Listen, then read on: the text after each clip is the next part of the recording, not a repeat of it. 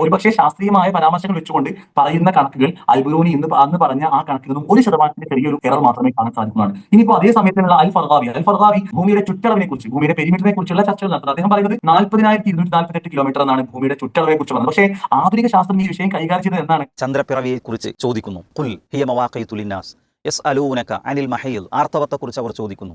ഖുൽ, എല്ലായിടത്തും യസ്അലൂനക, അവർ നിന്നോട് ചോദിക്കുന്നു എന്ന് പറഞ്ഞാൽ തുടർന്നുള്ള ഉത്തരമെല്ലാം ഖുർആനിലുള്ള കുൽ കുൽ കുൽ എന്നാണ്. ഒരിടത്ത് മാത്രം യസ്അലൂനക അനിൽ ജിബാൽ, പർവ്വതങ്ങളെക്കുറിച്ച് അവർ നിങ്ങളോട് ചോദിക്കുന്നു. അവിടെ ഖുർആൻ പ്രയോഗിച്ചത് ഫഖുൽ, അപ്പോൾ നീ പറയുക. എന്തുകൊണ്ട് അവിടെ മാത്രം ഫ എന്ന് ഉപയോഗിച്ചത്? കുറച്ച് ദിവസങ്ങൾക്ക് മുമ്പ് ബഹുമാനായ പ്രതിപക്ഷ നേതാവ് ഖുർആനിൽ ഭൂമിയെക്കുറിച്ച് പരാമർശിച്ചതുമായി ബന്ധപ്പെട്ട് അദ്ദേഹത്തിൻ്റെ ഒരു പ്രസംഗത്തിൽ അതുമായി ബന്ധപ്പെട്ട കാര്യങ്ങൾ കോട്ട് ചെയ്യുകയും ഒരുപാട് പുസ്തകങ്ങളും ഖുർആനുമൊക്കെ പല ആവർത്തി വായിക്കുകയും മറ്റുമൊക്കെ ചെയ്യുന്ന വായനാശീലമുള്ള പ്രതിപക്ഷ നേതാവ് അദ്ദേഹത്തിൻ്റെ വായനാ പരിചയത്തിൽ നിന്നുകൊണ്ട് ഖുർആനിലെ പരാമർശങ്ങൾ ഉൾപ്പെടുത്തി ഭൂമിയെപ്പറ്റി പ്രസംഗിച്ചപ്പോൾ അത് വിവാദമാക്കാൻ മുന്നിട്ടിറങ്ങിയ ഒരുപാട് ഓൺലൈൻ ചാനലുകളും യൂട്യൂബുകാരെയൊക്കെ നമ്മൾ ശ്രദ്ധിച്ചിട്ടുണ്ട്. കഴിഞ്ഞ വാരം ഒരുപാട് ചർച്ചകൾ അതുമായി ബന്ധപ്പെട്ട് സോഷ്യൽ മീഡിയകളിലും മറ്റുമൊക്കെ ഉയർന്നു. ഇതിൻ്റെ രസകരമായ കാര്യം, ഖുർആനുമായി ബന്ധപ്പെട്ട എന്ത് കാര്യങ്ങളുണ്ടെങ്കിലും ഖുർആനിലെ ഏറ്റവും വലിയ ശത്രുവായി അറിയപ്പെടുന്ന ആരിഫ് ഹുസൈനെ പോലത്തെ ആളുകളും അതുപോലെ തന്നെ ഇസ്ലാമിനെ വിമർശിക്കാനായിട്ട് നടക്കുന്ന മറ്റു ചാനലുകളുടെയൊക്കെ ആളുകളെയൊക്കെ വിളിച്ചിരുത്തിക്കൊണ്ട് ചർച്ചകളും മറ്റുമൊക്കെ സംഘടിപ്പിക്കുമ്പോൾ യഥാർത്ഥത്തിൽ എന്തെങ്കിലും ഒരു കാര്യം വിവാദമാക്കാൻ ഉദ്ദേശിച്ച് ഇറങ്ങി പുറപ്പെടുമ്പോൾ 2-3 കാര്യങ്ങളാണ് അതിൻ്റെ വസ്തുതകൾ മനസ്സിലാക്കാതെ പറയുന്നതോടൊപ്പം ഇസ്ലാമിൻ്റെ ശത്രുക്കളെ തന്നെ കുറച്ച് PR വർക്കും കുറച്ച് ചാനലുകളുടെ സ്വാധീനമുണ്ടെന്ന് വിചാരിച്ചിട്ട് എല്ലാ ചർച്ചകളിലേക്കും അവരെ തന്നെ നയിക്കുന്നതൊക്കെ വിരോധാഭാസമായ കാര്യങ്ങളാണ്. ഈ ഒരു വിഷയമാണ് സ്പോട്ട്ലൈറ്റ് ആദ്യം ചർച്ചയ്ക്ക് എടുക്കുന്നത്. ഷംജാസ് കെ അബ്ബാസാണ് നമ്മളോട് കൂടെ ഉള്ളത്. ഷംജാസ്, എന്താണ് ഖുർആനിലെ ഭൂമിയുടെ ചർച്ചയും മറ്റും ബന്ധപ്പെട്ട് നമുക്ക് പറയാനുള്ളത്? യഥാർത്ഥത്തില് ഇത്തരം വിഷയങ്ങളൊക്കെ കടന്നു വരുമ്പോൾ പലപ്പോഴും നമ്മളൊക്കെ ഒരു ചർച്ചകൾ അങ്ങനെയാണല്ലോ മുന്നോട്ട് പോകാറുള്ളത്. മീഡിയയിലൊരു പ്രധാന ടൈറ്റിൽ വരുന്നതോടുകൂടി പൊതു മാധ്യമങ്ങളെല്ലാം ആ വിഷയത്തെ ഏറ്റുപിടിക്കുകയും അതിന്റെ യാഥാർത്ഥ്യങ്ങൾക്ക് അപ്പുറത്തേക്ക് ഒരു മീഡിയ പ്രസൻസ് അല്ലെങ്കിൽ സെൻസേഷണലിസം എന്നെല്ലാം പറയും. സാധാരണ വളരെ സെൻസേഷനായി ഹോട്ട് ന്യൂസ് ആയി നിലനിർത്തുക എന്നുള്ളതൊക്കെയാണ് പ്രാഥമികമായി അവർ കാണിക്കാറുള്ള ഒരു പൊതുരൂപം. അതിന്റെ ഭാഗമാണ് ശരിക്കും ഇതൊക്കെ. ഒരുപാട് കാലമായി ഇസ്ലാമിനെതിരെ ഇത്തരം ഉയർന്നു വരുന്ന ആരോപണങ്ങളെല്ലാം വളരെ വ്യക്തമായി തന്നെ നമ്മൾ അത് പ്രതികരിച്ച് അതിനെ പ്രതിരോധിച്ച് മുന്നോട്ട് പോകാറുണ്ട്. ഈ ഒരു അവസരത്തിൽ എനിക്ക് ആദ്യമായി തോന്നുന്നൊരു വിഷയം, ശരിക്ക് ഈ വിഷയത്തിന്റെ ശാസ്ത്രീയതയോ അതിന്റെ ഖുർആനിലെ പരാമർശങ്ങളൊന്നും വിശദീകരിക്കുന്നതിന് മുമ്പ് തന്നെ നമ്മൾ ആദ്യമായി മനസ്സിലാക്കേണ്ട വളരെ പ്രധാനപ്പെട്ട ഒരു വിഷയം, എന്തുകൊണ്ടാണ് ഇസ്ലാം മാത്രം ഇത്തരത്തിൽ വലിയ രീതിയിൽ ചർച്ച ചെയ്യപ്പെടുന്നു എന്നൊരു ചോദ്യം ശരിക്കും ഇവിടെയുള്ള എല്ലാ ജനങ്ങളും വളരെ ആത്മാർത്ഥമായി വായിക്കേണ്ട ഒരു ചോദ്യമാണ്. ഒരുപക്ഷെ മറ്റ് മതങ്ങളിൽപ്പെട്ട സഹോദര സമുദായത്തിൽപ്പെട്ട ആളുകളൊക്കെ ഉണ്ടാവും. അവരൊക്കെ അറിയേണ്ട ഒരു കാര്യം, ഇപ്പോ ഇന്ന് ഇവിടെ ചർച്ചയുള്ളത് ഖുർആനിലെ ഭൂമിയുടെ ഉരുണ്ടതോ പരന്നതോ എന്ന വലിയ ചർച്ചയാണ്. ഇനി നാളെ ഇതുമായി ബന്ധപ്പെട്ട അടുത്ത ചർച്ച വരുന്നോ അവിടെ വേറെ എന്തെങ്കിലും ഒരു വിഷയം, രാഷ്ട്രീയ വിഷയം, സാമൂഹിക വിഷയം എല്ലാം ചർച്ചയ്ക്ക് വരുന്നു. യഥാർത്ഥത്തിൽ ഇസ്ലാമുമായി ബന്ധപ്പെട്ട് ഇസ്ലാം ഏത് വിഷയത്തെയും സമഗ്രമായി കൈകാര്യം ചെയ്യുന്നു എന്നതുകൊണ്ട് തന്നെ ലോകത്ത് സംഭവിച്ചുകൊണ്ടിരിക്കുന്ന എന്ത് വിഷയങ്ങളിലും ഇസ്ലാമിന് കൃത്യമായ ഒരു കമന്റ് പറയാനുണ്ടാവും എന്നുള്ളതാണ് ഇതിന്റെ യാഥാർത്ഥ്യം. അതിപ്പോ ഏത് ആധുനിക വിഷയങ്ങളാവട്ടെ, ആനുകാലികമായ എന്ത് പ്രശ്നങ്ങളാവട്ടെ, അവിടെയെല്ലാം ഇസ്ലാമിന് ചില കമന്റുകൾ കൃത്യമായും രേഖപ്പെടുത്താൻ ഉണ്ടാവുന്നതാണ്. ഇനി ഈ വിഷയത്തിലേക്ക് വന്നാൽ, നമ്മൾ ഈ വിഷയം പറയുമ്പോൾ സാധാരണ വ്യക്തികളെ ഒന്നും അങ്ങനെ സൂചിപ്പിക്കാറില്ലല്ലോ. സ്പോട്ട്ലൈറ്റിന്റെ ഒരു പൊതുരൂപം എന്ന് പറയുന്നത് നമ്മൾ അങ്ങനെ തന്നെയാണ് ഇത് മുന്നോട്ട് കൊണ്ടുപോയിട്ടുള്ളത്. പക്ഷെ ഇത് ആരാണ് ചർച്ചയ്ക്ക് വെക്കുന്നത് എന്നും എന്താണ് അവരുടെ ഉദ്ദേശമെന്നും കൃത്യമായി മനസ്സിലാക്കണം എന്നുള്ളതാണ്. അവരുടെ ഉദ്ദേശം നമ്മൾ രഹസ്യമായി വായിച്ചെടുക്കുന്നല്ല, വളരെ പരസ്യമായി തന്നെ പ്രഖ്യാപിതമാണ് യഥാർത്ഥത്തിൽ ഇത്തരം ആളുകളുടെ ഉദ്ദേശം എന്നുള്ളത്. ഒന്നാമതായി ഈ വിഷയം കടന്നു വന്നപ്പോൾ ആദ്യമായി പ്രതികരിച്ചത്, ഇപ്പോൾ പ്രതിപക്ഷ നേതാവ് ഈ വിഷയം അവതരിപ്പിക്കുമ്പോൾ അദ്ദേഹം പറഞ്ഞത് ഒരു ഇസ്ലാമികമായ വിശ്വാസത്തിന്റെ സമഗ്രത അഥവാ ശാസ്ത്രീയമായ ഒരു വിഷയത്തിൽ പോലും വളരെ കൃത്യമായ ചില പരാമർശങ്ങൾ ഖുർആനിൽ ഉണ്ട് എന്നുള്ളതായിരുന്നു. അപ്പോ അങ്ങനെ ഒരു പരാമർശം ഉണ്ട് എന്നതുകൊണ്ടോ ഇല്ല എന്നതുകൊണ്ടോ ആർക്കെങ്കിലും ഒരു ബുദ്ധിമുട്ടുണ്ടോ എന്ന് ചോദിച്ചാൽ ആർക്കും ബുദ്ധിമുട്ടില്ല എന്നാണ് യാഥാർത്ഥ്യം. ഇപ്പൊ ഖുർആനിൽ ഭൂമി ഉരുണ്ടതാണ് പരന്നതാണ് എന്ന ചർച്ച നടന്നു എന്ന് വിചാരിക്കുക. അങ്ങനെ ഒരു ചർച്ച നടന്നു എന്നുള്ളത് അത് ഇവിടെ ശാസ്ത്രീയമായ രേഖയായി മുന്നോട്ട് വെക്കുകയോ അതല്ലെങ്കിൽ അത് ശാസ്ത്ര പഠനത്തിന്റെ അടിസ്ഥാന കാതലായി ഉപയോഗിക്കുകയോ ചെയ്യുന്നുണ്ടെങ്കിൽ അത് ചർച്ച ചെയ്യപ്പെടേണ്ടതാണ്. തീർച്ചയായും ആ വിഷയത്തിന്റെ മറ്റു വശങ്ങളൊക്കെ ചർച്ച ചെയ്യപ്പെട്ടേക്കാം. പക്ഷേ നിലവിൽ ആധുനിക ശാസ്ത്രത്തിൽ കൃത്യമായ രൂപത്തിൽ ഒരു ചർച്ചയുള്ള വിഷയത്തെ എന്തുകൊണ്ടാണ് ഇതുമായി കെട്ടുന്നത് എന്ന അടിസ്ഥാന വിഷയം മനസ്സിലാക്കുമ്പോഴാണ് പൊതുവിൽ ഇന്ന് നമ്മുടെ നാട്ടിൽ പ്രത്യേകിച്ചും കേരളത്തിൽ നവയാഥാസ്ഥികത എന്ന പേരിലുള്ള അല്ലെങ്കിൽ യുക്തിവാദികൾ എന്ന പേരിൽ നിരീശ്വരവാദികൾ എന്നുള്ള പേരിൽ ഇപ്പോ വളരെ സജീവമായി ഈ ഓൺലൈൻ മീഡിയയിലേക്ക് രംഗത്തുള്ള ആളുകൾ പലപ്പോഴും ഓഫ്ലൈനിൽ അവരെ കാണാറില്ല. നമ്മൾ പൊതു ഇടങ്ങളിലോ പൊതുരംഗങ്ങളിലോ അവരെ കാണാറില്ല. ഈ ഓൺലൈൻ മീഡിയയിൽ ഏതെങ്കിലും ഒരു യൂട്യൂബ് ചാനലിൽ നിന്ന് സംസാരിക്കുന്ന ആളുകൾ ഇപ്പൊ ഇത് ഉയർത്തിവിട്ട മാധ്യമ ചാനൽ തന്നെ യഥാർത്ഥത്തിൽ ഓൺലൈൻ മീഡിയ ആണ്. അവർക്ക് ഓഫ്ലൈൻ പ്രസൻസ് ഒന്നും ഇല്ലാത്ത പൂർണ്ണമായും ഓൺലൈനിൽ ഒരു മീഡിയ ആണ് ഇത് വളരെ ചർച്ചാ വിഷയമാക്കി മുന്നോട്ട് വെക്കുന്നത്. അപ്പോൾ ഒന്നാമതായി നമ്മൾ മനസ്സിലാക്കേണ്ട കാര്യം ആർക്കും ഉപദ്രവമില്ലാത്തൊരു വിഷയത്തെ ഇത്രയും പ്രതിരോധാത്മകമായി പ്രതിരോധിക്കുന്ന രൂപത്തിൽ ചർച്ച ചെയ്യുന്നുണ്ട് എന്നുണ്ടെങ്കിൽ അതിന്റെ അടിസ്ഥാന ലക്ഷ്യം എന്ന് പറയുന്നത് ഇസ്ലാമിനെ എല്ലാവരെയും പ്രതിക്കൂട്ടിൽ നിർത്തുക എന്നുള്ള വളരെ ഗൂഢമായൊരു ലക്ഷ്യം ഇവർക്കുണ്ട് എന്നുള്ളതാണ്. രണ്ടാമത്തെ ഒരു കാര്യം, ഈ വിഷയത്തെ ചർച്ച ചെയ്യാൻ വേണ്ടി ഇദ്ദേഹം ക്ഷണിച്ചത് ആരെന്നുള്ളതാണ്. നസീർ സാർക്ക് അറിയുന്നുണ്ടാവും, ഈ വിഷയത്തില് അദ്ദേഹം ഓൺലൈൻ മീഡിയയിൽ ഇസ്ലാമിനെതിരെ പ്രതികരിക്കാൻ വേണ്ടി ക്ഷണിച്ചത് ഡോക്ടർ ആരിഫ് ഹുസൈൻ തെരുവത്തിനെയാണ്. നമുക്ക് ഒറ്റവാക്കിൽ പറഞ്ഞാല് നല്ലൊരു ഇസ്ലാമിക പണ്ഡിതനാണ്, അഗാഹമായി അല്ലെങ്കിൽ വളരെ ആഴത്തിൽ ഇസ്ലാമികമായി നോളജ് ഉള്ള വ്യക്തിയാണെന്നൊക്കെ പറയേണ്ടി വരുന്ന ഒരു അവസ്ഥയിലേക്കാണ് ഇവർ കൊണ്ടുപോകുന്നത്. എന്ന് വെച്ചാൽ നാഴികക്ക് 40 വട്ടം ഇസ്ലാമിനെ തെറി വിളിച്ച് അവരുടെ പ്രവാചകനെ അവഹേളിച്ച് ഒരു തരത്തിലും സത്യം പറയില്ല എന്ന് തീരുമാനിച്ച് പൂർണ്ണമായും നുണയിൽ മാത്രം മുന്നോട്ട് പോകുന്ന മനുഷ്യരെ വിളിച്ചിട്ട് വളരെ ആധികാരികമായി ചോദിക്കുന്നത്, ഞാൻ പറയുന്നത്, ഒന്ന് ഇയാൾക്ക് ഇസ്ലാം അറിയില്ല, രണ്ട് ഇയാൾക്ക് ശാസ്ത്രവും അറിയില്ല, മൂന്ന് ഇയാൾക്ക് മാനവികതയോ സാമൂഹികതയോ അറിയില്ല. ഈ മൂന്ന് കാര്യങ്ങളും അറിയാത്തൊരു വ്യക്തിയെ എങ്ങനെയാണ് ഒരു ചാനൽ ചർച്ചയിൽ കൊണ്ട് ഇരുത്തുന്നത് ചോദിച്ചാൽ അവിടെയാണ് ഞാൻ പറയുന്നത് ഇത്തരം ചർച്ചകളുടെ എല്ലാം ആകത്തുക എന്ന് പറയുന്നത് പൊതുജനങ്ങൾ മനസ്സിലാക്കണം. ഇതിങ്ങനെ എപ്പോഴും വിശദീകരിച്ച് ഈ കാര്യങ്ങളുടെ ആകത്തുക പറഞ്ഞ് അങ്ങനെ മുന്നോട്ട് പോകേണ്ട ഒരു കാര്യമല്ല എന്നുള്ളതാണ്. ഇത് വളരെ ആത്മാർത്ഥമായി ഒരാൾ കേൾക്കുന്ന സോഴ്സ് ഏതാണെന്ന് പരിശോധിച്ചാൽ തന്നെ ഈ വിഷയം വളരെ ക്ലിയർ ആവുന്നതാണ്. ഇനി രണ്ടാമത്തെ വിഷയം, ഇപ്പൊ ഈ ഭൂമി ഉരുണ്ടതോ പരന്നതോ എന്നുള്ള ചർച്ചയൊക്കെ വളരെ കാലങ്ങളായിട്ട് തന്നെ സമൂഹത്തിൽ നിലനിൽക്കുന്ന ഒരു ചോദ്യമാണ്. ഇവിടെ ഇസ്ലാമിന്റെ കോണ്ടെക്സ്റ്റ് എന്ന് നമ്മൾ കൃത്യമായി മനസ്സിലാക്കണം. ഇപ്പോൾ ശാസ്ത്രീയമായിട്ട് ഈ വിഷയത്തെ കൈകാര്യം ചെയ്യപ്പെടുന്നത് 16ാം നൂറ്റാണ്ടിന് ശേഷമാണ്. ഇപ്പോൾ സർ ഐസക് ന്യൂട്ടൺ അദ്ദേഹത്തിന്റെ ഫിലോസഫി നാച്ചുറാലിസ് പ്രിൻസിപ്പിയ മാത്തമാറ്റിക്ക എന്ന വളരെ പ്രസിദ്ധമായ പുസ്തകം, നമ്മൾ പലപ്പോഴും ഈ മോഷൻസ് അല്ലെ ലോസ് ഓഫ് മോഷൻ ഒക്കെ പറയുന്ന ഏറ്റവും ആദ്യത്തെ അതിന്റെയൊക്കെ ഒരു സോഴ്സ് എന്ന് പറയുന്നത് ആ പുസ്തകമാണ്. അപ്പോൾ ഈ പ്രിൻസിപ്പിയ മാത്തമാറ്റിക്കയിൽ ഐസക് ന്യൂട്ടൺ ഈ ഭൂമിയുടെ സർക്കംഫറൻസിനെയൊക്കെ കണക്കാക്കുന്ന ഒരു ഭാഗം വരുന്നുണ്ട്. അവിടെ നിന്നാണ് യഥാർത്ഥത്തിൽ ഐസക് ന്യൂട്ടൺ ഭൂമിയുടെ ഷേപ്പിനെ കുറിച്ചൊക്കെ പറയുന്നത്. ഇപ്പോ സാധാരണ ഭൂമിയെ ഷേപ്പിനെ കുറിച്ച് പറയാറുള്ള വാക്ക് എന്ന് പറയുന്നത് ഒബ്സലേറ്റ് സ്ഫെറോയിഡ് എന്നാണ്. എന്ന് വെച്ച് കഴിഞ്ഞാൽ സാധാരണ ഒരു വൃത്താകൃതി അല്ല, അതല്ലെങ്കിൽ സാധാരണ ഒരു ഗോളാകൃതിയുമല്ല, അതിന് ചെറിയൊരു പരപ്പുണ്ട്, എന്നാൽ മുകളിൽ നിന്നും താഴെ നിന്നും അതിന്റെ റേഡിയസ് കുറവാണെങ്കിലും രണ്ട് വശത്തിലേക്കും അത് കൂടുതലാണ് എന്നുള്ളതാണ് അതിന്റെ കണക്ക്. ഞാൻ പറഞ്ഞത് 16ാം നൂറ്റാണ്ട് എന്ന് പറയുന്നത് ഈ 2026 നിന്നും എത്ര മുന്നോട്ട് പോയാണ്, നമ്മളൊരു വെറും 4 നൂറ്റാണ്ട് മുന്നോട്ട് പോയാൽ കാണുന്ന കാഴ്ചയാണ്.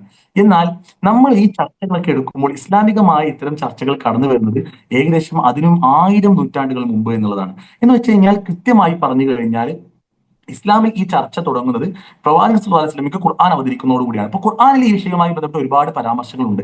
ഖുർആന്റെ ഒരു പ്രത്യേകത എന്താണെന്ന് വെച്ചാൽ ഖുർആൻ ഏത് വിഷയങ്ങളെയും കൈകാര്യം ചെയ്യുന്നിടത്ത് അത് വ്യത്യസ്ത തരത്തിൽ ആളുകളെ ബോധ്യപ്പെടുത്തുന്നതാണ്. ഇപ്പോ ഭൂമിയുമായി ബന്ധപ്പെട്ട് അല്ലെങ്കിൽ അള്ളാഹുവിന്റെ സൃഷ്ടിപ്പുമായി ബന്ധപ്പെട്ട ഖുർആനിന്റെ കൈകാര്യം ചെയ്യലുകളെല്ലാം നമുക്ക് കാണാൻ സാധിക്കുന്നത് വളരെ സമഗ്രമായി വ്യത്യസ്തമായ ആംഗിളിലൂടെ കൈകാര്യം ചെയ്തതാണ്. ഇപ്പോൾ ഒരു ശാസ്ത്രജ്ഞൻ ഖുർആനിനെ വായിക്കുമ്പോൾ അയാൾക്ക് അതിൽ നിന്ന് ലഭിക്കാനുണ്ട്, എന്നാൽ ഒരു സാധാരണക്കാരൻ ഖുർആനിനെ വായിക്കുമ്പോൾ അയാൾക്കും ചില കൃത്യമായ നിരീക്ഷണങ്ങൾ ഖുർആനിൽ നിന്ന് ലഭിക്കുന്നതാണ്. ഖുർആനിൽ വളരെ കൃത്യമായിട്ട് ഖുർആൻ ഭൂമിയെ കുറിച്ച് ഉപയോഗിച്ച വാക്കാണ് ത്വഹാഹ അല്ലെങ്കിൽ മിഹാദ, അല്ലെങ്കിൽ ജഅലിൽ അർദ മിഹാദ, ഖുർആൻ ഉപയോഗിച്ച പദമാണ്. ഇപ്പോ മിഹാദ എന്നൊക്കെ പറഞ്ഞാൽ ത്വഹാഹ നിങ്ങൾക്ക് വിരിപ്പാക്കി തന്നില്ലേ, നിങ്ങൾക്ക് പരത്തി തന്നില്ലേ എന്നൊക്കെ ചോദിച്ചാൽ ചില ആളുകൾ ചോദിക്കുകയാണ്, ഇപ്പോ നിങ്ങൾക്ക് ഭൂമി ഇപ്പോഴും പരന്നിട്ടാണെന്ന് ചോദിച്ചാൽ ഇത് സാമാന്യമായി ഒരു അറബിക് ലിറ്ററേച്ചർ അറിയുന്ന ഒരു ഭാഷാശാസ്ത്രം അറിയുന്ന ഒരാൾക്ക് മനസ്സിലാവും അത് ചില ഉപമകളാണ്.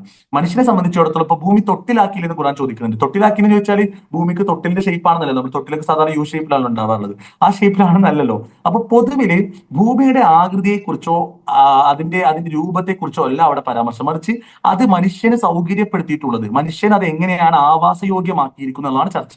അവിടെ ഖുർആൻ കൃത്യമായും പറയുന്നത് അത് മനുഷ്യന് പരത്തി കൊടുത്തിരിക്കുന്നു. വെച്ചാൽ നമ്മളൊക്കെ ഇന്ന് ഭൂമിയെ കാണുന്നത് ഒരിക്കലും ഭൂമിയുടെ പുറത്തു നിന്നല്ല, ഭൂമിയെ പരന്ന രൂപത്തിൽ നമ്മൾ കാണുന്നത്, അത് വാസയോഗ്യമാക്കിയിരിക്കുന്നു. അവിടെ ഭൂമിയുടെ ഒരു കംഫേർട്ടിനെ കുറിച്ച് കൃത്യമായി ഖുർആൻ പരാമർശിക്കുന്നു. അങ്ങനെ ഖുർആന്റെ ഒരുപാട് പരാമർശങ്ങൾ നമുക്ക് അവിടെ കാണാൻ സാധിക്കുന്നതാണ്.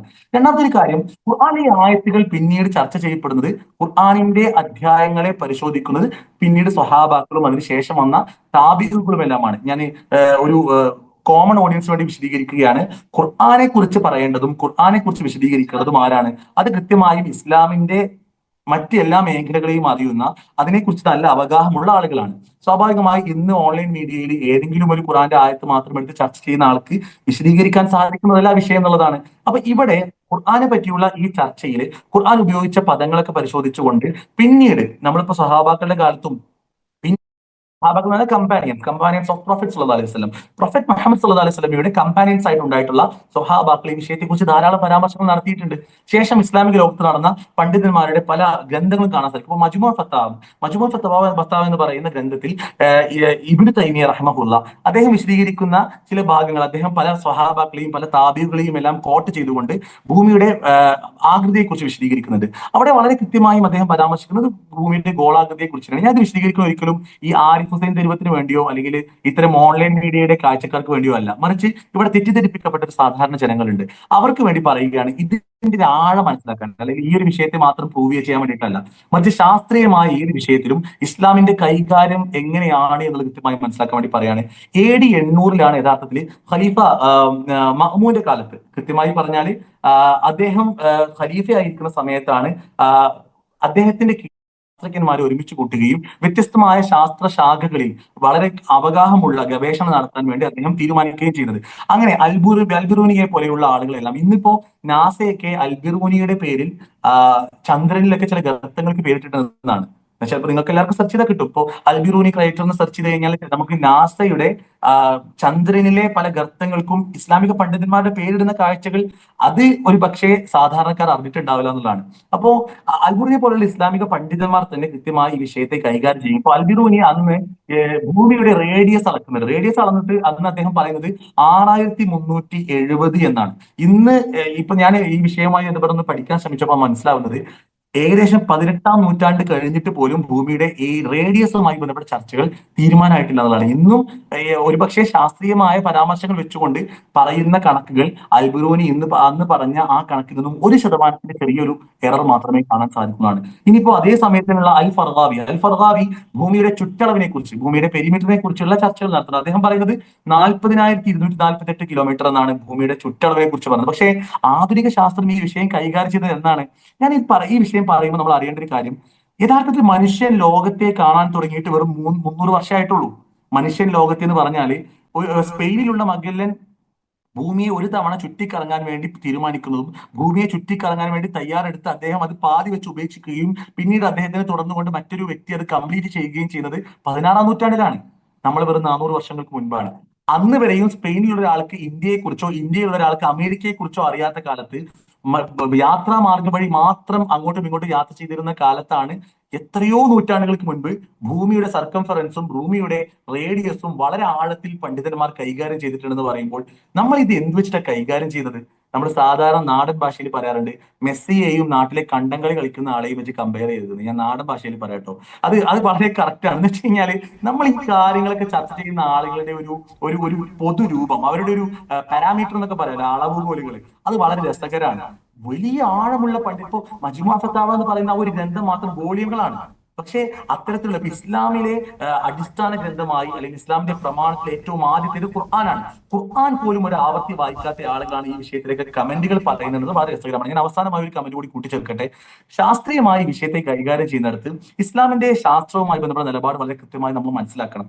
ശാസ്ത്രീയമായ ഒരുപാട് പരാമർശങ്ങൾ ഖുർആനിലുണ്ട്. മാത്രമല്ല ഖുർആനിലും അതിനുശേഷം ഇസ്ലാമിക പണ്ഡിതന്മാർ വിശദീകരിച്ചിട്ടുണ്ട്. ഇപ്പൊ ഇന്നും ആധുനിക അൽഗോരിതവുമായി ബന്ധപ്പെട്ട ചർച്ചകളിൽ ഇബ്നു അൽ ഖവാരിസ്മിയെ കാണാൻ സാധിക്കും, അൽ ഫറാബിയെ കാണാൻ സാധിക്കും, അല്ലെങ്കിൽ ഇബ്നു ഹൈത്തമിനെ കാണാൻ സാധിക്കും, അല്ലെങ്കിൽ ഇബ്നു ഫിർനാസിനെ കാണാൻ സാധിക്കും. ഇത്തരം ആളുകളൊക്കെ ഇപ്പൊ മാഗ്നസ് എഫക്ട്, ഇന്ന് വിമാനം പറക്കുന്ന മാഗ്നസ് എഫക്റ്റുമായി ബന്ധപ്പെട്ട വിഷയം വളരെ കൃത്യമായി അതിന്റെ രൂപരേഖകൾ വരച്ച ആളാണ് ഇബ്നു ഫിർനാസ് എന്ന് പറയുന്നത്. മോഡേൺ നമ്മളിപ്പോ റൈറ്റ് ബ്രദേഴ്സിനെ കുറിച്ചൊക്കെ സാധാരണ കുട്ടികൾ പഠിക്കുമെങ്കിലും നമ്മൾ മനസ്സിലാക്കേണ്ട കാര്യം, ആധുനിക ലോകത്തിന്റെ ചരിത്ര സങ്കല്പങ്ങൾ എന്ന് പറയുന്നത് പലപ്പോഴും 18ാം നൂറ്റാണ്ടോട് കൂടി ഇമ്പീരിയലിസത്തിന്റെ, യൂറോപ്യൻ കൊളോണിയലിസത്തിന്റെ ഭാഗമായി വ്യാഖ്യാനിക്കപ്പെട്ട രൂപത്തിലാണ് മുന്നോട്ട് പോകുന്നത്.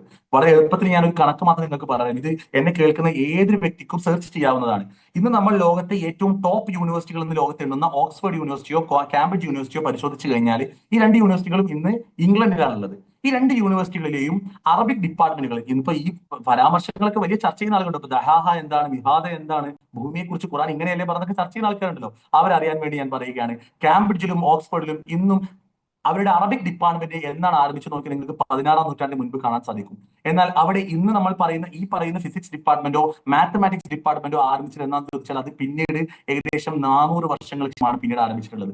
കൃത്യമായ കണക്കുകളിൽ പറഞ്ഞാൽ യൂറോപ്പിലടക്കം അന്ന് അന്തലൂസ് അടക്കം കേന്ദ്രീകരിച്ചുകൊണ്ട് സ്പെയിനിലേക്ക് അറബിക് ഗ്രന്ഥങ്ങൾ എന്ന് വെച്ചാൽ ഇസ്ലാമിക പണ്ഡിതന്മാർ ധാരാളമായി ഗവേഷണം നടത്തി എഴുതിയ അറബി ഗ്രന്ഥങ്ങളെ പിന്നീട് കൈമാറപ്പെടുകയും അങ്ങനെ സ്പെയിനിലൊക്കെ ടോളമിയെ പോലുള്ള ഒരുപാട് ആളുകൾ ഫിലോസഫേഴ്സ് ആയിട്ടും സയന്റിസ്റ്റ് ആയിട്ടുള്ള ആളുകളൊക്കെ ഒരുമിച്ച് കൂടി അത് ഇംഗ്ലീഷിലേക്ക് ട്രാൻസ്ലേറ്റ് ചെയ്യുകയും പിന്നീട് ഇംഗ്ലീഷിൽ അതിനെക്കുറിച്ച് പഠിക്കുകയും ചെയ്തതിനു ശേഷം ഏകദേശം വർഷങ്ങൾക്ക് ശേഷം, നൂറ്റാണ്ടുകൾക്ക് ശേഷമാണ് യൂറോപ്യൻ ലോകം ഇരുട്ട് നിറഞ്ഞ ഡാർക്ക് ഏജിൽ നിന്ന് പുറത്തു വന്നിട്ടുള്ളത്. ഞാൻ യൂറോപ്പിനെ പരാമർശിക്കാൻ കാരണം എന്താണെന്നറിയോ?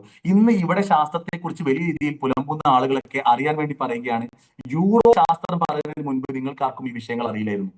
അല്ലാതെ ഇവിടെ ഏതെങ്കിലും രണ്ടാളുകൾ പോയിട്ട് കണ്ടുപിടിച്ച വിഷയമല്ലല്ലോ ഇത്.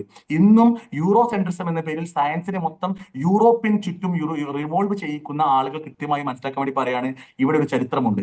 യൂറോപ്യന്മാർ ഈ ശാസ്ത്രത്തെ കുറിച്ച് പഠിക്കുന്നതിന് മുൻപ്, ഒരുപക്ഷെ ഈ പറയുന്ന സ്പെറിക്കൽ ട്രിഗണോമെട്രിയെ കുറിച്ച് പറയുന്നതിന് മുൻപ്, ഈ പറയുന്ന രൂപത്തെക്കുറിച്ച് ഐസക് ന്യൂട്ടൺ പ്രതിപാദിക്കുന്നതിന് മുൻപ് അത്തരം വാചകങ്ങൾ ഉപയോഗിച്ചുകൊണ്ട് അറബിക് ഗ്രന്ഥങ്ങളിൽ വിശദീകരിച്ച ശാസ്ത്രവും സാമൂഹികതയും ഫിലോസഫിയും അതുമായി ബന്ധപ്പെട്ട എല്ലാ മേഖലകളും പഠിക്കുന്നിടത്താണ് നിങ്ങൾക്ക് കൃത്യമായ ലോകധാരണ ഉണ്ടാവുക എന്നാണ് കൂട്ടിച്ചേർക്കാനുള്ളത്.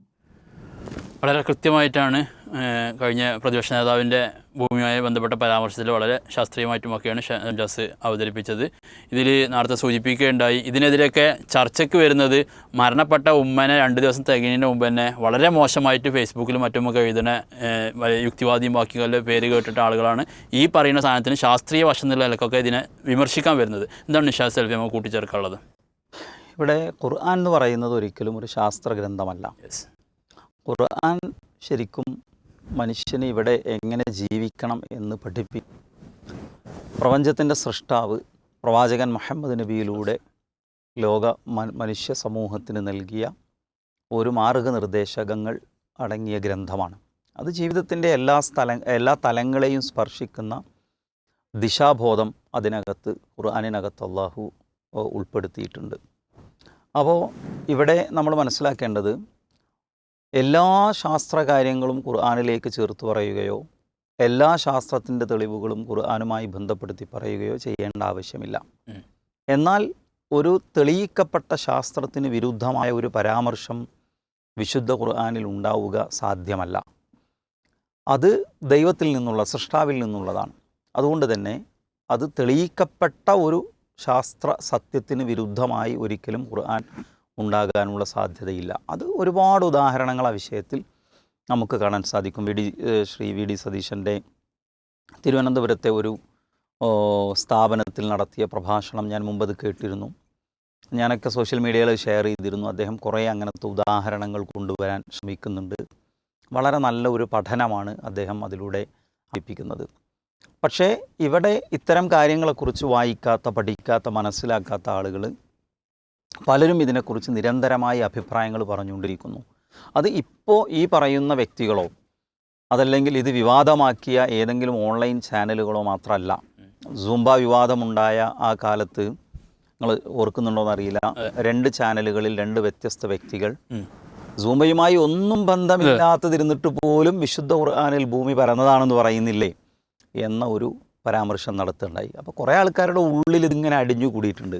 ഇത് എവിടുന്ന് വന്നു? ഇവർക്കിങ്ങനെ ഒരു ജന്മന ഒരു ബോധം ഉണ്ടായി വന്നല്ല. ഇത് കാലങ്ങളായി ഉയർന്നു വരുന്നൊരു വിമർശനമാണ്. ഈ വിമർശനത്തിന് ഒരുപാട് കാലം ഇതിന് മറുപടി പറഞ്ഞിട്ടുണ്ട്. ആ മറുപടി നിരവധി കാലങ്ങളായി, ഇപ്പോൾ അവിടെ നേരത്തെ ഷംജാസ് നൂറ്റാണ്ടുകൾക്ക് മുമ്പുള്ള ഒരു 4-5 നൂറ്റാണ്ടുകൾക്ക് മുമ്പ് ഇബ്നു തൈമിയ്യയുടെ കിതാബൊക്കെ ഉദ്ധരിച്ച് ഇവിടെ പറയണ്ടായി. അപ്പോൾ മുമ്പേ മറുപടി പറഞ്ഞിട്ടുണ്ട്. ആ മറുപടികൾ ഇവിടെ ഉണ്ട്. ആ മറുപടി ആൾക്കും അന്വേഷിക്കേണ്ടതില്ല, അതിൻ്റെ ഉത്തരം അറിയേണ്ടതില്ല. ഒരു ഭാഗത്തൊരു വിഭാഗത്തെ എങ്ങനെ അടച്ചാക്ഷേപിക്കാനും വിമർശിക്കാനും എന്തെങ്കിലും ഒരു വാചകം കിട്ടിയാൽ മതി എന്നതാണ് ഇവിടുത്തെ വിമർശകരുടെ ഒരു രീതി. ഖുർആനിനെ വായിക്കേണ്ടത് ഇത്തരം വിമർശകരിൽ നിന്നാണോ? ഖുർആനിനെ വായിക്കേണ്ടത് സ്വയം ഖുർആൻ എടുത്ത് അത് തനിക്കിഷ്ടമനുസരിച്ച് വ്യാഖ്യാനിക്കുകയാണോ വേണ്ടത്? ഒരിക്കലുമല്ല. വിശുദ്ധ ഖുർആനിനെ വായിക്കാൻ ഒരു രീതിശാസ്ത്രമുണ്ട്. അത് ഖുർആൻ അവതരിപ്പിച്ചു എന്നതാണ്, പ്രവാചകൻ വിശദീകരിച്ചു എന്നതാണ്, ആദിമ തലമുറയിലെ ആളുകൾ നമുക്ക് പഠിപ്പിച്ചു എന്നതാണ് ഖുർആൻ വായിക്കേണ്ട രീതിശാസ്ത്രം. അത് എങ്ങനെയാണ് വളരെ ലോജിക്ക് നമുക്കതിൽ ബുദ്ധിപരമായി നമുക്കത് വളരെ സിമ്പിളായി മനസ്സിലാക്കാൻ പറ്റും.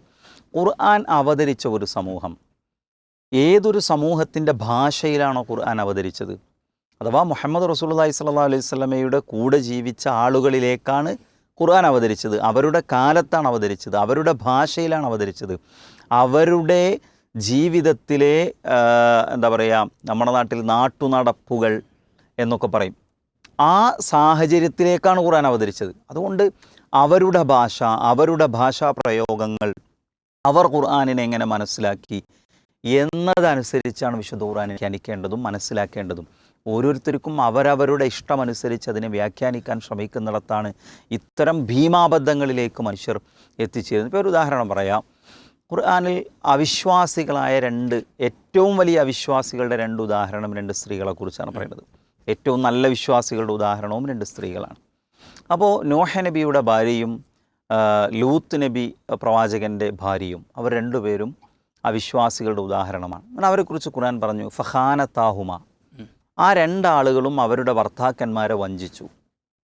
നമ്മുടെ ഭാഷയിൽ ഭർത്താവിനെ വഞ്ചിച്ചു എന്ന് പറഞ്ഞാൽ പൊതുവിൽ എന്താണ് വായിക്കപ്പെടുക? ആ 2 ആളുകൾ വേറൊരാളുടെ കൂടെ പോയി, അല്ലെങ്കിൽ അവരുടെ ചാരിത്രം മറ്റൊരാൾക്ക്, അവരുടെ ശരീരം, അങ്ങനത്തെ ഒരു വീക്ഷണത്തിലേക്കാണ് വരിക.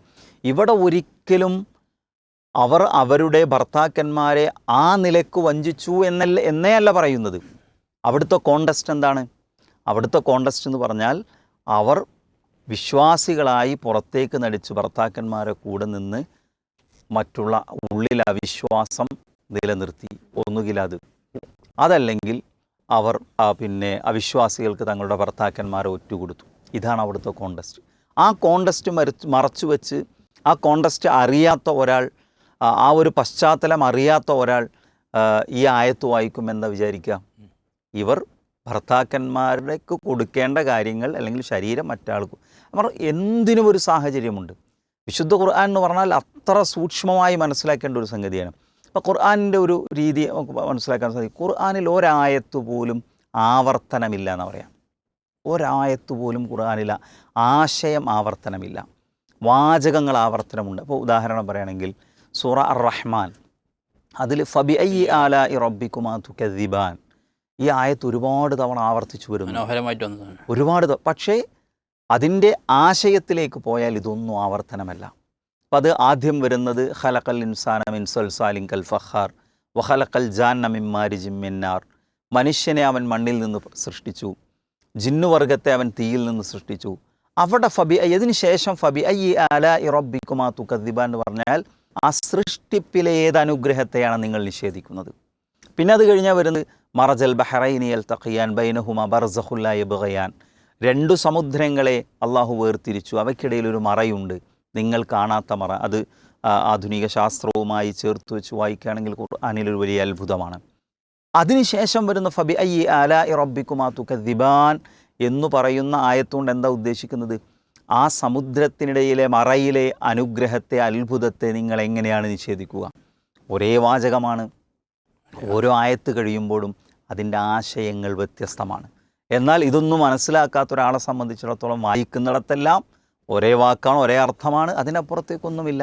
ഒരു ചെറിയ സൂറത്തിലേക്ക് ഒരു ചെറിയ അധ്യായത്തിലേക്ക് നമ്മൾ വരികയാണെങ്കിൽ സൂറത്തുൽ കാഫിറൂൻ നമ്മൾ എടുക്കുകയാണെങ്കിൽ ഖുൽ യാ അയ്യുഹൽ കാഫിറൂൻ, അവിടെ ലാ അഅ്ബുദു മാ വലാ അൻതും ആബിദൂന മാ അഅ്ബുദു 2 തവണ ഖുർആൻ ആയത്ത് ആ സൂറത്തിൽ പറയുന്നുണ്ട്. കേൾക്കുന്ന ഒരാളെ സംബന്ധിച്ചിടത്തോളം 2 ഒരേ ആയത്തുകൾ ഒരേപോലെ, എന്തിനാ 2 ആവർത്തിച്ചിട്ടുള്ളത്? പക്ഷേ ആ ആയത്തിൻ്റെ അർത്ഥത്തിലേക്ക് പോയാൽ ഒന്ന് ഇപ്പോൾ നിങ്ങൾ ആരാധിക്കുന്നതിനെ ഞാൻ ആരാധിക്കുന്നതിന് നിങ്ങളില്ല, ഭാവിയിലും. ഒന്നിന് വർത്തമാനകാലത്തിൻ്റെ അർത്ഥമാണ്, രണ്ടാമത്തേന് ഭാവികാല ഫ്യൂച്ചറിൻ്റെ അർത്ഥമാണ്. ഇതൊന്നും ഈ വിമർശകരെ ഞാൻ പറഞ്ഞത് ചില ഉദാഹരണങ്ങൾ പറഞ്ഞാണ്. ഇപ്പോൾ ഖുർആൻ എടുത്തു നോക്കിയാൽ ഖുർആനിൽ യസ്അലൂനക എന്നൊരു പ്രയോഗമുണ്ട്. പ്രവാചകരെ അവർ നിങ്ങളോട് ചോദിക്കുന്നു. യസ്അലൂനക അനില്ലഹില്ല, ചന്ദ്രപ്പിറവിയെക്കുറിച്ച് ചോദിക്കുന്നു. ഉത്തരമായി ഖുൽ ഹിയ മവാഖീതു ലിന്നാസ്. യസ്അലൂനക അനിൽ മഹീൽ, ആർത്തവത്തെക്കുറിച്ച് അവർ ചോദിക്കുന്നു. ഖുൽ, എല്ലായിടത്തും യസ്അലൂനക, അവർ നിന്നോട് ചോദിക്കുന്നു എന്ന് പറഞ്ഞാൽ തുടർന്നുള്ള ഉത്തരമെല്ലാം ഖുർആനിൽ ഖുൽ ഖുൽ ഖുൽ എന്നാണ്. ഒരിടത്ത് മാത്രം യസ്അലൂനക അനിൽ ജിബാൽ, പർവ്വതങ്ങളെക്കുറിച്ച് അവർ നിങ്ങളോട് ചോദിക്കുന്നു. അവിടെ ഖുർആൻ പ്രയോഗിച്ചത് ഫഖുൽ, ഫഖുൽ, അപ്പോൾ നീ പറയുക. എന്തുകൊണ്ട് അവിടെ മാത്രം ഫ എന്ന് ഉപയോഗിച്ചത്? അവിടെ പർവ്വതങ്ങൾ നശിച്ചു പോകും, ബാക്കിയുള്ളതെല്ലാം ആ ചോദ്യവും അതിൻ്റെ ഉത്തരവും അപ്പം കഴിഞ്ഞു. പിന്നെ ഈ ചോദ്യത്തിൽ മാത്രം ഭാവിയിൽ വരാനിരിക്കുന്നൊരു കാര്യത്തെക്കുറിച്ചാണ് പറയുന്നത്. അതുകൊണ്ടാണ് അവിടെ ഫ എന്ന് പ്രയോഗിച്ചത്. ആ വാക്കിൻ്റെ പ്രയോഗവും ഭാഷയും അറിയാത്ത ഒരാളെ സംബന്ധിച്ചിടത്തോളം അതുപോലെ ഇത് മാത്രമാണ്. ഇപ്പോൾ അതുപോലെ തന്നെ എന്താണ്, അവരെ ഈത്തപ്പന തടിയിൽ ക്രൂശിക്കുക എന്നൊരു വാക്ക് പറയുന്നിടത്ത് ഖുർആൻ ഫീ ജദ്ഇൻ നഖൽ എന്ന് ഉപയോഗിക്കുന്നുണ്ട്. ഫീ ജദ്ഇൻ നഖൽ, ഈത്തപ്പനത്തടിയിൽ. ഫീ എന്ന് പറഞ്ഞാൽ ഇംഗ്ലീഷിലെ ഇൻ എന്നർത്ഥമാണ്, അതിൻ്റെ ഉള്ളിലാണ്. ഈത്തപ്പനത്തടിയുടെ ഉള്ളിൽ എങ്ങനെയാണ് ഒരാളെ ശിക്ഷിക്കുക? പക്ഷേ യഥാർത്ഥത്തിൽ ആ ഭാഷാപ്രയോഗം എന്താണ്? ആ ഭാഷാപ്രയോഗം ഏറ്റവും കഠിനമായ, മനുഷ്യ ശരീരവും ഈത്തപ്പനത്തടി എങ്ങനെയെന്ന് മനസ്സിലാക്കാൻ പറ്റാത്ത രൂപത്തിലുള്ള കഠിനമായ ശിക്ഷയെ സംബന്ധിച്ചുള്ളതാണ് ഖുർആനിൻ്റെ ആ പ്രയോഗം. ഇതറിയാത്ത ഒരാളെ സംബന്ധിച്ചിടത്തോളം ഇത് ഖുർആനിൽ അബദ്ധമാണോ? ഈ ഭാഷാപ്രയോഗം അറിയാത്തവന് അള്ളാഹുവിനെ കുറിച്ച് നൂറുസ്സമാവാതി വൽ അർള് എന്ന് പറയുന്നുണ്ട്. നൂറുസ്സമാവാതി വൽ അർള്, അങ്ങനത്തെ പല പ്രയോഗങ്ങൾ നമുക്ക് കാണാൻ സാധിക്കും. അവിടെ അള്ളാഹുവിൻ്റെ പ്രകാശത്തെ ഓരോന്നിലേക്ക് ചേർത്ത് പറയുമ്പോഴും അതിന് വേറെ വേറെ അർത്ഥങ്ങളാണ്. ആ ആയത്തിൽ തന്നെ ഞാൻ ആ ഭാഗം കൂടുതൽ വിശദീകരിക്കുന്നില്ല. ഞാൻ പറയുന്നത് വെച്ചാൽ ഈസാ നബിയെ റൂഹ് എന്ന അർത്ഥത്തിൽ പ്രയോഗിക്കുന്നുണ്ട്. റൂഹൽ ഖുദുസ് എന്ന രൂപത്തിൽ പൊതുവിൽ പ്രയോഗം നമുക്ക് കാണാൻ സാധിക്കും. അള്ളാഹുവിൻ്റെ ആത്മാവ് എന്നാണോ അതിനർത്ഥം? ഇസ്ലാമിലെ അറബി ഭാഷയിലെ പൊതുവിൽ ഇസ്ലാമിക പ്രയോഗങ്ങൾ എടുത്താൽ അള്ളാഹുവിലേക്ക് എന്ത് ചേർത്ത് പറഞ്ഞാലും, ബൈത്തുള്ള, അള്ളാൻ്റെ വീട് പറഞ്ഞാൽ കഅബ അള്ളാൻ്റെ വീടായതുകൊണ്ടല്ല, അതിൻ്റെ പരിശുദ്ധിയാണത്. എന്ത് അള്ളാഹുവിലേക്ക് ചേർത്ത് പറയുന്നുണ്ടോ അത് ആ സ്ഥാപനത്തിൻ്റെ, ആ സംവിധാനത്തിൻ്റെ, ആ വസ്തുവിൻ്റെ പവിത്രതയെ സൂചിപ്പിക്കാനാണ്. ഞാൻ പറയുന്നത്, ഈ വിമർശകർക്ക് ഇത്തരം നിയമങ്ങൾ അറിയുമോ? ഇങ്ങനെയുള്ള കാര്യങ്ങൾ പഠിച്ചിട്ടാണോ? ഇങ്ങനെയുള്ള സംഗതികൾ മനസ്സിലാക്കിയിട്ടാണോ? ഈ ആയത്ത് അവതരിക്കാനുണ്ടായ പശ്ചാത്തലം എന്താണെന്ന് ഓരായത്തിനെ സംബന്ധിച്ചും അതറിഞ്ഞതിന് ശേഷമാണോ? ഇതൊന്നും മനസ്സിലാക്കാതെ ഖുർആനിലൊരായത്ത് ഏതോ വിമർശകൻ ഏതോ കാലത്ത് എവിടെയോ പറഞ്ഞു വെച്ച ഒരു സംഗതി അത് കേൾക്കുന്നു, അത് ഉദ്ധരിക്കുന്നു, അത് പ്രയോഗിക്കുന്നു എന്നതല്ലാത്ത വിശുദ്ധ ഖുർആനെ എങ്ങനെ വായിക്കണം, എങ്ങനെ മനസ്സിലാക്കണം, അത് എങ്ങനെയാണ് വിശ്വാസികൾ വായിക്കുന്നത്, വിശ്വാസികൾ എങ്ങനെയാണ് മനസ്സിലാക്കുന്നത് എന്നൊന്നും മനസ്സിലാക്കിയിട്ടല്ല യഥാർത്ഥത്തിൽ ഈ വിമർശനങ്ങൾ എന്നാണ് അതുമായി ബന്ധപ്പെട്ട് പറയാനുള്ളത്.